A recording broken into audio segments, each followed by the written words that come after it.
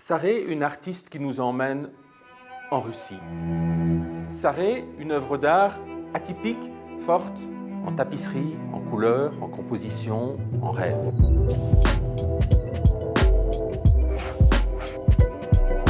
Et ici, ce sont des joueurs de cartes qui sont vis-à-vis. Est-ce qu'ils jouent vraiment aux cartes? On ne sait pas très bien.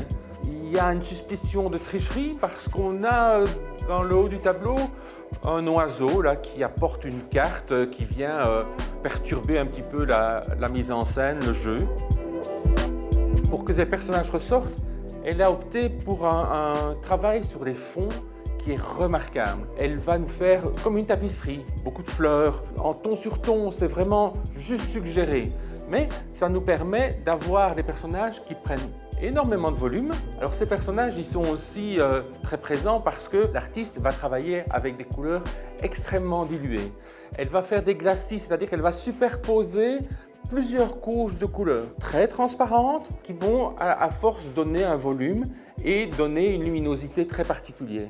S'il n'y a qu'une couleur, ça va être fermé comme lecture. Plus il y a de la couleur, plus on va avoir des nuances qui vont apparaître et les portraits vont prendre cher. J'aime bien ce processus parce que cette artiste, au départ, elle ne faisait que de la gravure. Et puis, elle est passée à la peinture à l'huile, mais elle ne faisait des œuvres qu'en noir et blanc. Et puis, il y a 25 ans, d'ici, elle a commencé à mettre de la couleur. Et bien, dans la construction de son tableau, c'est la même chose. On va mettre du dessin, du noir et blanc, de la structure, et puis on viendra avec la couleur après. Je vous ai montré comment prendre un chemin pour partir en voyage dans une œuvre. Trouvez le vôtre, allez voir d'autres œuvres, allez dans les musées, allez dans les galeries d'art, rencontrez des artistes. Vous allez vivre des émotions formidables parce que vous allez poser un autre regard sur la peinture.